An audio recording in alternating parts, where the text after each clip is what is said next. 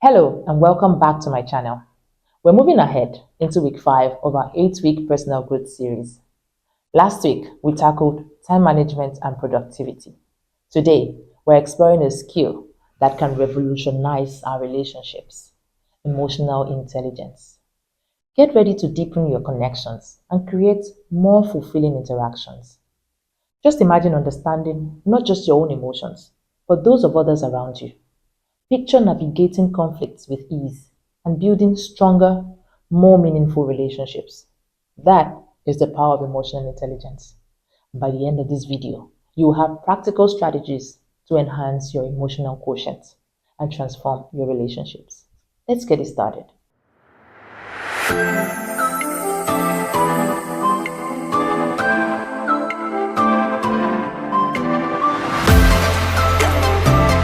Emotional intelligence is crucial for healthy relationships. It can be broken down into 4 parts. The first is self-awareness, understanding our own emotions and being able to ascertain what we're feeling and why. The next is self-regulation, managing our emotions effectively, knowing how to regulate our feelings, stopping ourselves from an outburst when offended, and choosing to be quiet or calm, or choosing to replace that negative self-talk. These are indeed skill sets that we can learn as self-regulation. Third is social awareness, recognizing the emotions of others. What are the people around me feeling? How am I contributing to it? It could be as simple as trying to crack a joke, which may seem funny to you, but offensive to the other party. One who is socially aware would refrain from that. Relationship management. It's using emotional quotient to interact with others, building and nurturing healthy relationships. Emotional quotient, or EQ, places us in the Relationship Hall of Fame as against the Hall of Shame. You don't want to be there. That's me interpreting one of my learnings from John Maxwell's book, Winning with People. In relationships, a high EQ allows us to communicate better, resolve conflicts, and create deeper connections. You know what? A key aspect of emotional intelligence is empathy. And I know we hear this word a lot sometimes. It can be a buzzword if we're not careful. But it's really about putting ourselves in someone else's shoes and truly understanding their perspective. Here is how to practice empathy. Listen actively without interrupting. This is a key skill. It was a big challenge for me, and in fact, I'm still on the journey. Pay attention to non-verbal cues, body language, especially remote working and virtual conversations, which are the norms now. Validate the feelings of others, even if you disagree. Probe and ask questions to understand deeper, getting the juice out of the conversation. Avoid judgment and show genuine interest, not just the surface level. Communication is the lifeblood of any relationship, and emotionally intelligent people would communicate and involve the following in their conversations. Express feelings using I statements. Practice active listening, like we spoke about earlier, being aware of the tone and the body language.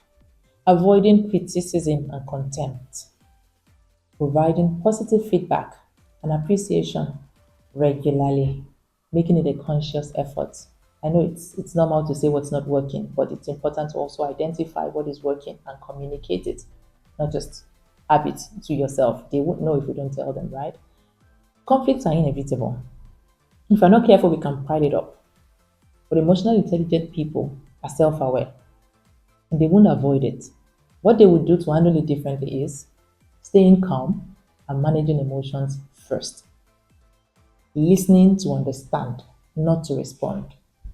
Not already calculating and juxtaposing the responses while the other person is still talking, losing the context most of the time.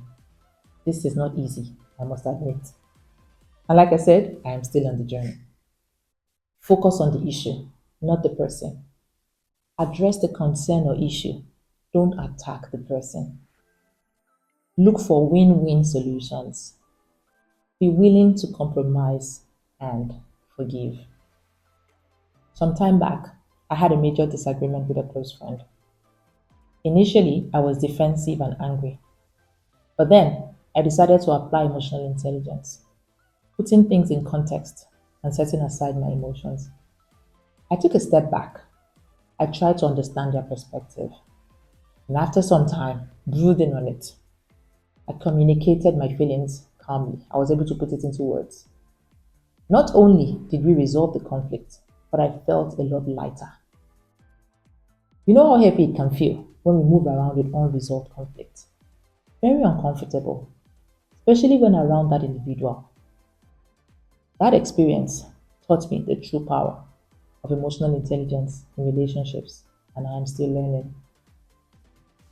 I get excited when it's affirmation time.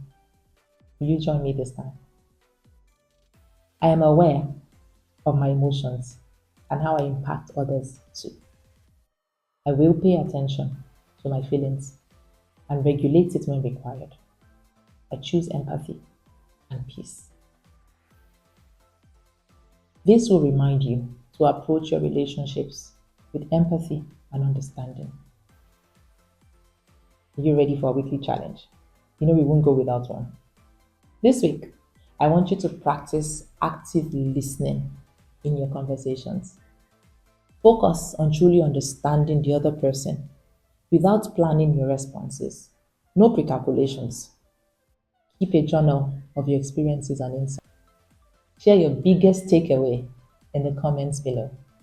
I will be featuring the most insightful responses in next week's video. Developing emotional intelligence is a lifelong journey, so be patient with yourself as you practice the skills. Start small, be consistent, and you will see significant improvements in your relationships over time. If you found this video insightful, why don't you watch it again? Let it sink in. Subscribe to stay up to date on your growth journey and share with friends and family. Let's collectively build a community of whole people together. Next week, we'll be exploring health and wellness for personal growth. You won't want to miss it. But until then, keep growing your EQ. And remember, your relationships are a reflection of your emotional intelligence. Nurture them wisely. You've got this.